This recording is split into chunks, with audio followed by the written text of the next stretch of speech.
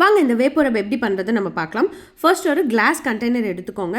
இதில் வந்து நம்ம 3 டைப்ஸ் ஆஃப் உப்பு போட போகிறோம். ஒன்று வந்து ஓம உப்பு, அதாவது தைமால் கிறிஸ்டல்ஸ்ன்னு சொல்லுவாங்க இங்கிலீஷில்.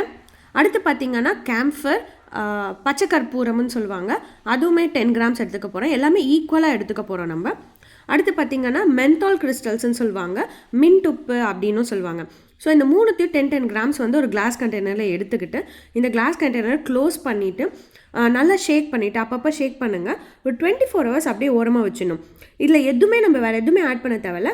தானாகவே இந்த 3 வந்து கெமிக்கல் ரியாக்ட் ஆகி ஒரு லிக்விடாக ஆயில் மாதிரி ஃபார்ம் ஆகிடும். ஸோ நெக்ஸ்ட் டே பார்த்திங்க அப்படின்னா ஒரு பவுலில் நம்ம வந்து ஃபஸ்ட் ஒரு பேஸ் எடுத்துக்க போகிறோம். அந்த பேஸுக்காக நம்ம பெட்ரோலியம் ஜெல்லி எடுத்துக்க போகிறோம். இது வந்து pure form of petroleum jelly. இதில் எந்த ஃப்ராக்ரன்ஸோ எக்ஸ்ட்ராவாக எதுவுமே இருக்காது. ஜஸ்ட் அந்த பெட்ரோலியம் ஜெல்லி மட்டும்தான் இருக்கும்.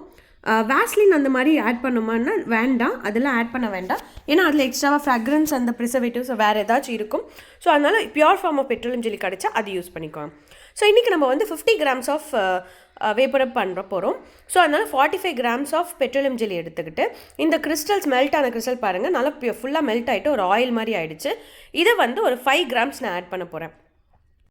ஸோ இது வந்து உங்களுக்கு வேப்பரப் மாதிரி வேணும் அப்படின்றதுனால தான் நம்ம 5 கிராம்ஸ் ஆட் பண்ண போகிறோம்.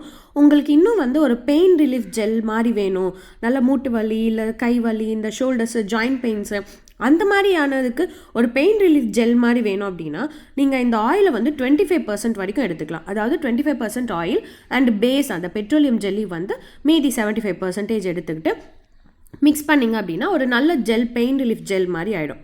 ஸோ இந்த வேப்பரப் வந்து நீங்கள் பேக் பண்ணிவிட்டு உடனே கூட யூஸ் பண்ணிக்கலாம். இந்த கோல்டு காஃபுக்கெல்லாம் வந்து இந்த நெஞ்சில், கழுத்தில், இந்த காது பின்னாடி இந்த மாதிரிலாம் வந்து நீங்கள் அப்ளை பண்ணிங்க அப்படின்னா உங்களுக்கு வந்து அந்த ரிலீஃப் இருக்கும் கண்டிப்பாக. ஸோ கண்டிப்பாக இதை ட்ரை பண்ணி பாருங்கள். ட்ரை பண்ணிவிட்டு எப்படி இருந்துச்சுன்னு சொல்லுங்கள். நெக்ஸ்ட் என்ன வீடியோ வேணுன்றது கீழே கமெண்ட் பாக்ஸில் கமெண்ட் பண்ணுங்கள். கண்டிப்பாக சப்ஸ்கிரைப் பண்ணுங்கள். தேங்க்யூ ஸோ மச் ஃபார் வாட்சிங்.